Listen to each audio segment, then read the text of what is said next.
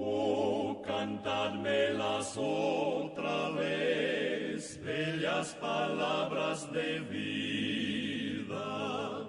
Hallo en ellas mi gozo y luz, bellas palabras de vida. Y leemos en el versículo 30, Lucas capítulo 1 y versículo 30.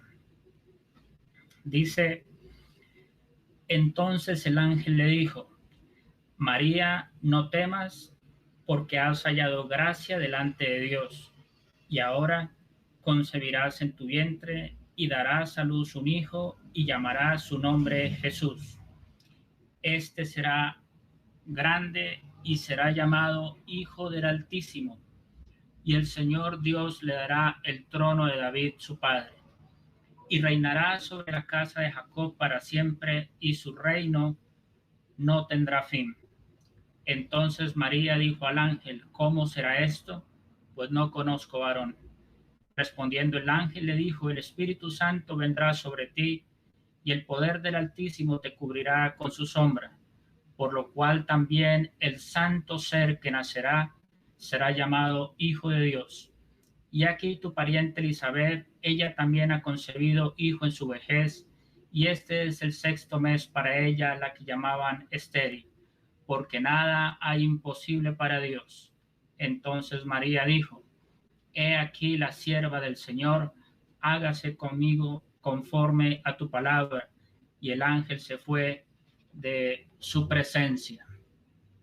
Como lo hemos mencionado en otras oportunidades y es tal vez conocido por la mayoría dentro del pueblo del Señor, el Evangelio de Lucas nos presenta a nuestro Señor como ese hombre perfecto.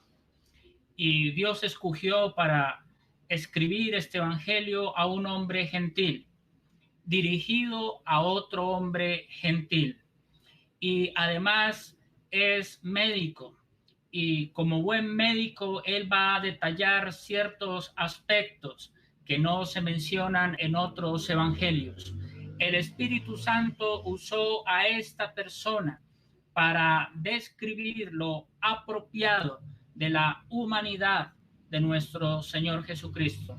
No hay otro evangelio que describa con tanto detalle, desde la concepción de nuestro Señor, su perfecta humanidad. Ningún otro evangelio nos dice lo que leyó el hermano Luis Emilio esta mañana, que estaba el niño Jesús envuelto en pañales. Ningún otro evangelio nos cuenta cómo el Señor Jesucristo, siendo de 8 días, fue circuncidado. Ningún otro evangelio nos cuenta que él fue llevado al templo y ofrecer 2 tórtolas o 2 palominos por parte de sus padres terrenales, de su padrastro, más exactamente José y María. Ningún otro evangelio nos cuenta el crecimiento como niño de nuestro Señor Jesucristo, acompañando a sus padres año tras año a Jerusalén para celebrar las fiestas. No hay otro evangelio que nos describa la humanidad del Señor Jesucristo a sus 12 años de edad y cómo Él dice esas palabras que siempre nos impactan tanto: en los negocios de mi Padre me es necesario estar. Así que nos acercamos a este evangelio con el deseo de conocer al hombre perfecto. No hay otro semejante, no hay alguien que se le parezca. Él es singular. Él es el hombre del Salmo 1 y sus primeros versículos, el varón bienaventurado. Entonces, teniendo esto en mente, nos acercamos a leer acá acerca del ni siquiera el nacimiento, sino antes, 9 meses antes su concepción. Se aparece el ángel Gabriel El ángel Gabriel, cuando le da el mensaje a Zacarías, dice: yo soy Gabriel, que estoy delante de Dios y he sido enviado a darte este mensaje. Luego dice que Dios envió a Gabriel a darle el mensaje a María. Y aquí entonces él comienza a conversar con ella, y lo que me llama la atención es, dentro de muchas cosas, pero la exactitud con que Gabriel da el mensaje.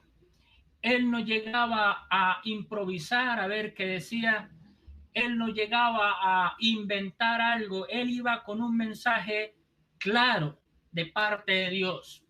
Ángel significa eso, mensajero, y por llamarlo de alguna manera lo tenía muy en su corazón. Sabemos que un ángel no tiene cuerpo, pero pensando en su voluntad de hacer completamente la voluntad de Dios en cuanto a ese mensaje.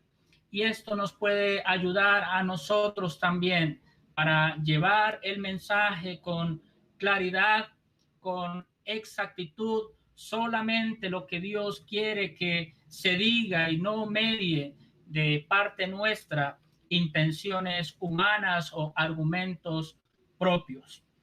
Ahora él le dice a ella, versículo 31, quisiera pensar en el Señor Jesucristo como el Salvador.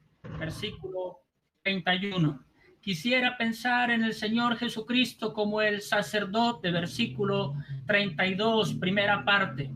Quisiera pensar en el Señor Jesucristo como el soberano. 32, la segunda parte. ¿Por qué versículo 31 pensar en el Señor Jesucristo como Salvador? Porque dice: y llamará su nombre Jesús. Jesús significa precisamente que Dios es Salvador, porque Él salvará de sus pecados. Él venía con un propósito muy definido, muy claro. El Señor Jesucristo no se enteró de ese propósito cuando el ángel Gabriel dio estas noticias a María. Siempre lo supo. Siempre él sabía que debía venir para ser nuestro Redentor, el Cordero destinado desde antes de la fundación del mundo. Ahora, nuestro Señor Jesucristo como Salvador, y para poder ofrecerse en la cruz del Calvario en nuestro lugar, leímos en el versículo 35, dice: por lo cual también el santo ser que nacerá. No que naciendo iba a ser santo, sino que siempre ha sido santo.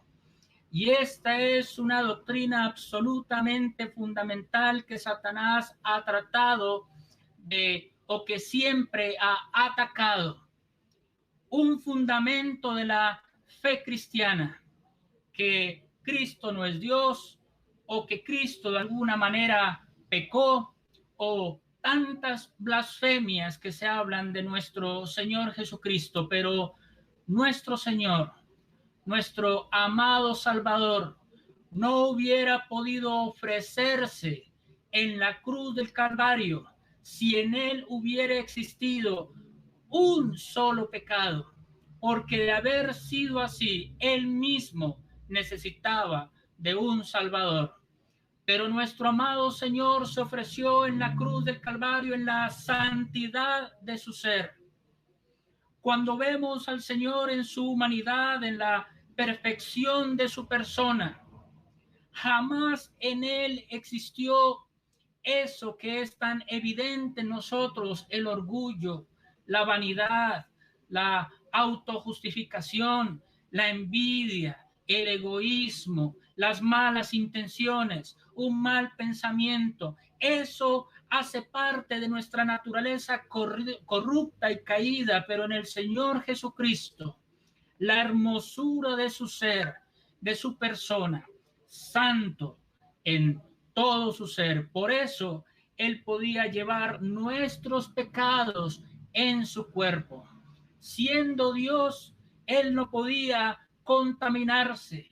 El cuerpo del Señor fue ese recipiente que Dios usó, como dice en Isaías 53, Jehová cargó en él el pecado de todos nosotros. O cuando en Romanos capítulo 8 dice, condenó al pecado en la carne, pensando en el cuerpo de nuestro amado Señor, nuestro Salvador.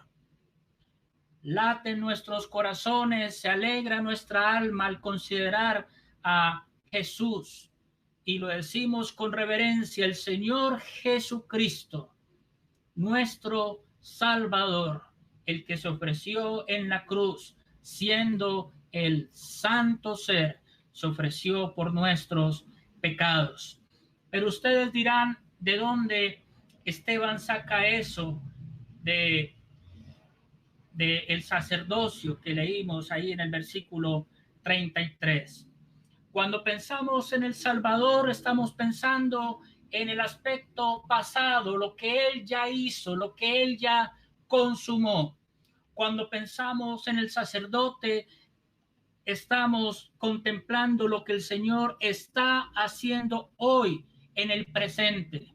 Cuando pensamos en el soberano o en el rey, contemplamos al Señor Jesucristo en lo que Él va a hacer cuando venga a reinar.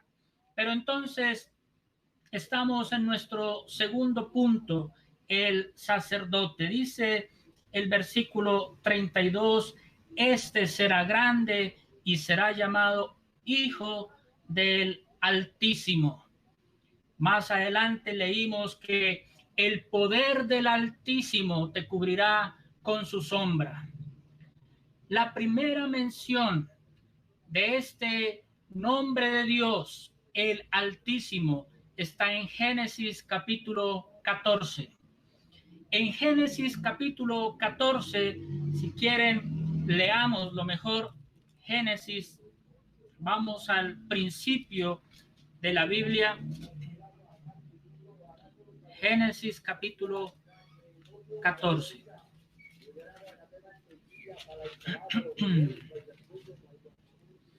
Y vamos a leer en el versículo 17. Cuando volvía de la derrota de Kedorlaomer y de los reyes que con él estaban, salió el rey de Sodoma a recibirlo al valle de Sabe, que es el valle del rey.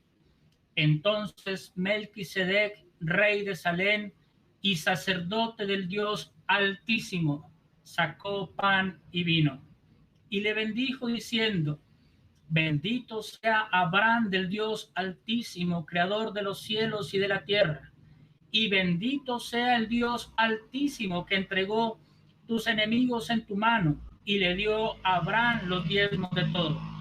Entonces el rey de Sodoma dijo a Abraham: dame las personas y toma para ti los bienes. Y respondió Abraham al rey de Sodoma: he alzado mi mano a Jehová, Dios Altísimo, creador de los cielos y de la tierra, que desde un hilo hasta una correa de calzado nada tomaré de todo lo que es tuyo, para que no digas yo enriquecí a Abraham. Y bueno, allí continúa el relato. Como nos podemos dar cuenta, hermanos, la primera mención de este nombre de Dios, el Altísimo, está en Génesis capítulo 14. Y es la primera vez que se menciona al sacerdote Melquisedec. Y la última mención del nombre Altísimo lo tenemos en Hebreos capítulo 7, justamente con Melquisedec. Melquisedec, rey de justicia y rey de Salem, es decir, rey de paz. Pensaba explayarme tal vez un poco más allá en Lucas, y cuando escuché a mi buen hermano Carlos hablar acerca de la paz, pensé que sería mejor detenerme un poco más en Melquisedec, rey de justicia y rey de Salem, rey de paz. Melquisedec, como lo explica el autor a los hebreos,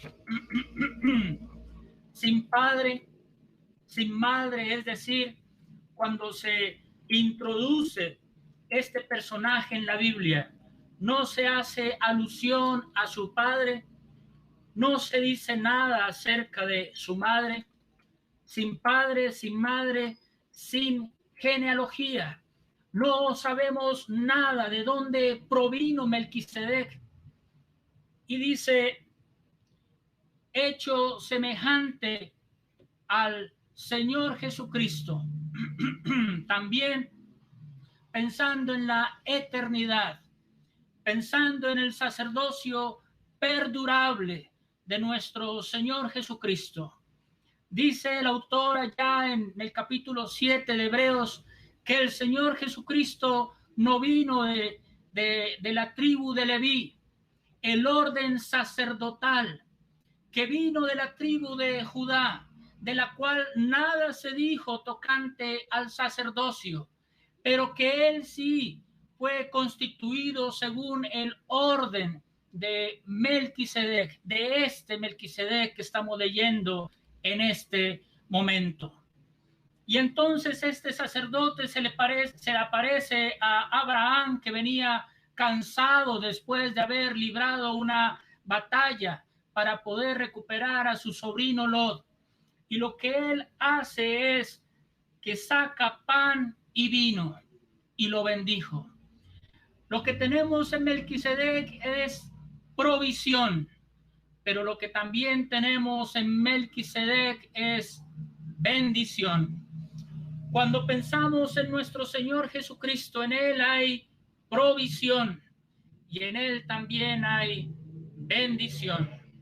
Nuestro Señor Jesucristo es nuestro gran sumo sacerdote, y lo resalto porque los sacerdotes del Antiguo Testamento, se decía de Aarón, por ejemplo, el principal y figura de nuestro Señor Jesucristo, y dice sumo sacerdote.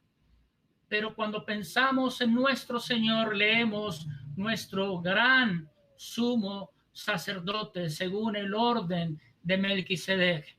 Y dice el capítulo 7 de Hebreos que estamos contemplando, recordando, considerad cuán grande era este en cuanto a Melquisedec.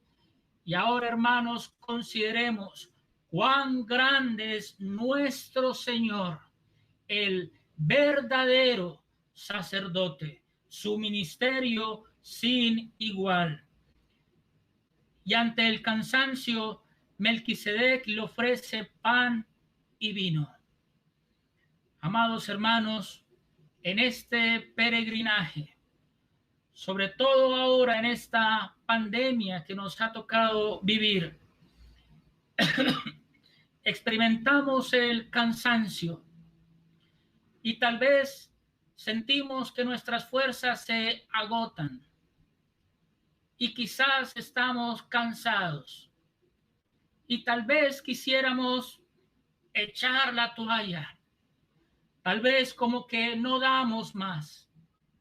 La enfermedad nos alcanzó, puede ser que alguien lo esté padeciendo. Las dificultades que traíamos se agravaron por esta pandemia y un sinfín de ejemplos. Mi amado hermano, el Señor, nuestro gran sumo sacerdote, nos provee pan y vino. El pan nos habla de la humanidad de nuestro Señor y el vino necesariamente nos habla de la sangre de nuestro Señor. Saben que, aunque no es el tema, pero ni lo que tenemos tampoco en Génesis 14, pero lo podemos aplicar, saben que la cena del Señor con el pan y el vino nos sirve para nuestro sustento espiritual. Es la provisión del Señor para nuestra vida espiritual, para nuestra alma. Y allí está Melquisedec ofreciéndole pan y vino para que coma Abraham. Y el Señor nos ha dado a nosotros su alimento, y lo decimos con mucha reverencia, pero nos alimentamos de lo mismo que Dios se alimenta.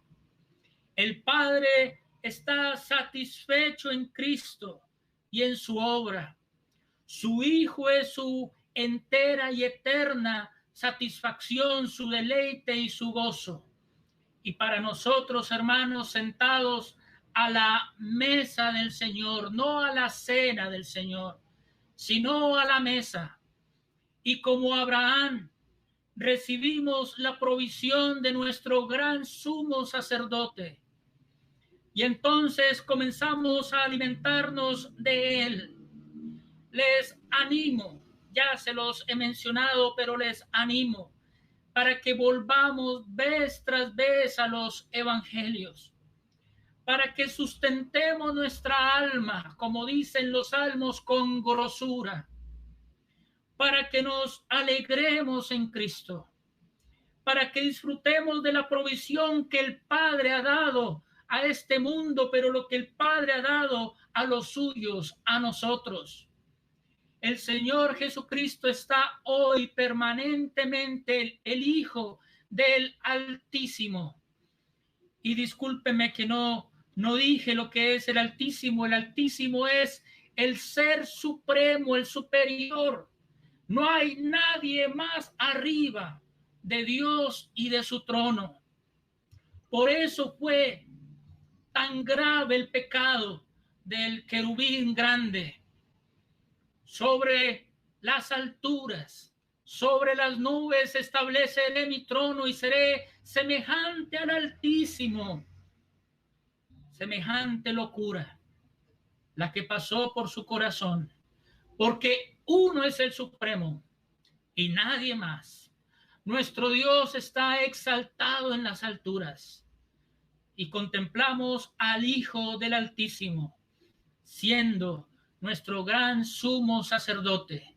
¿Cómo es que el Señor, estando en el trono alto y sublime, viene y es concebido en el vientre de una mujer?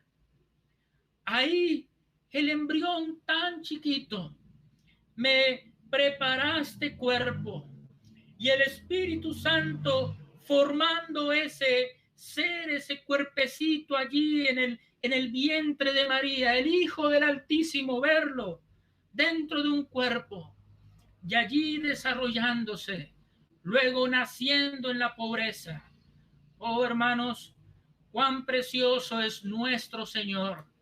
Tan alto es también su ejercicio delante de Dios como nuestro gran sumo sacerdote.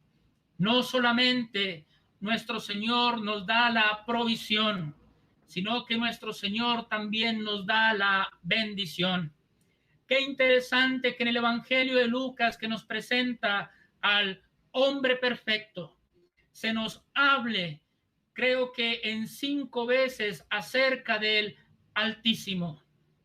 Qué interesante que sea el hombre perfecto el que nos hable del Hijo del Altísimo. El Evangelio del hombre perfecto que nos hable del Hijo del Altísimo. Hermanos, en el cielo tenemos a un hombre. Este mundo nos quiere robar la paz. Este sistema quiere arrebatar aquello que es tan precioso para Dios y que desea que nosotros disfrutemos la paz de Dios. Así es como lo dijo nuestro hermano. Pero disfrutar del Dios de paz. El diablo no quiere eso. El diablo siembra dudas. El diablo nos quiere arrebatar la comunión con Dios. Pero en el cielo tenemos un hombre. Como se lee allá en Hechos capítulo 1 en cuanto a la ascensión de nuestro Señor, el ángel le dice a los discípulos cuando estaban viendo al Señor Jesucristo ascender, les dice: este mismo Jesús que habéis visto ir al cielo, este mismo, el mismo que fue concebido por la Virgen María, el Hijo del Altísimo, el santo ser, el perfecto hombre, el mismo que se ofreció en la cruz del Calvario en santidad y por nuestros pecados como Salvador, el mismo que resucitó de entre los muertos, ese mismo es el que viene. Aunque sé que habla de su venida en poder y gran gloria, podemos aplicarlo a la venida de nuestro Señor Jesucristo por nosotros.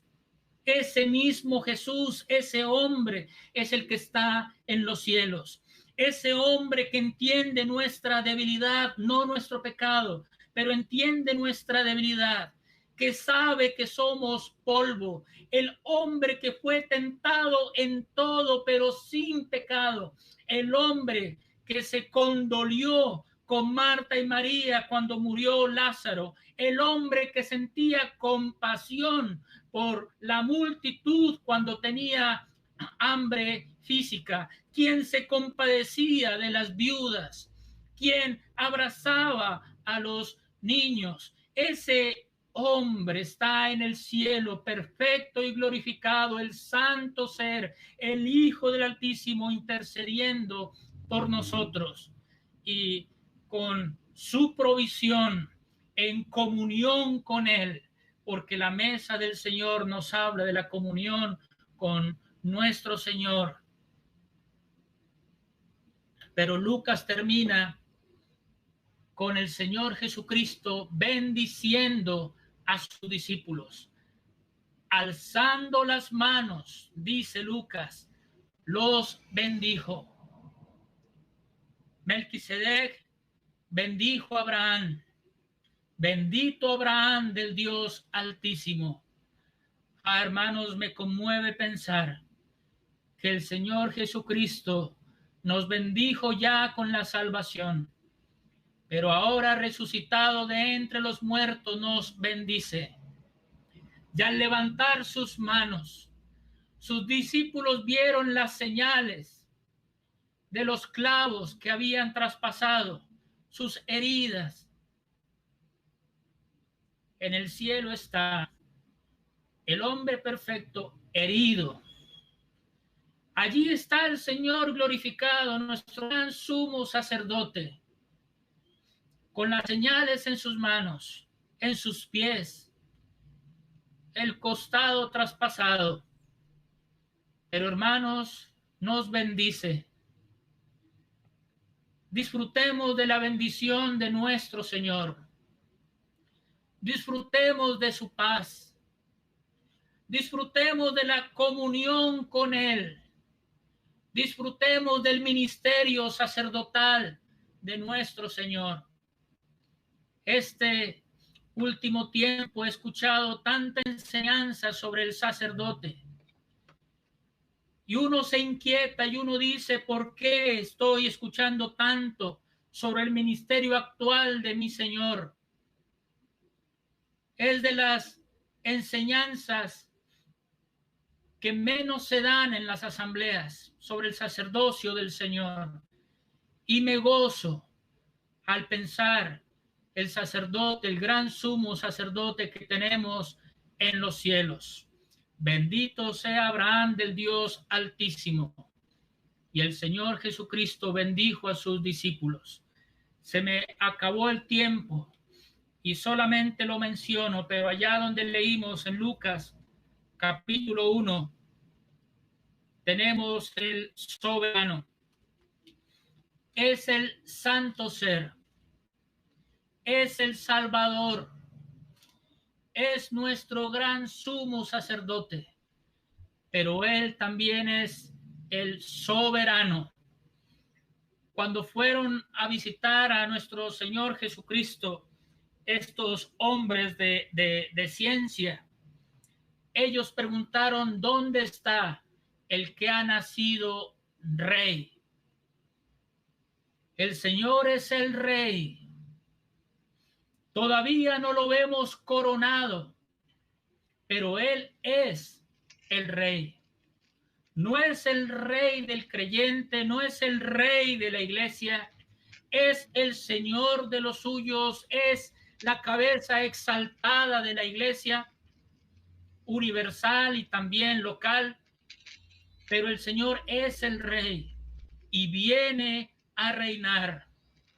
Todo lo que tuvo que escuchar María de parte del ángel, que el rey, que el trono de David, su padre, le iba a ser dado al hijo que iba a ser engendrado en su vientre.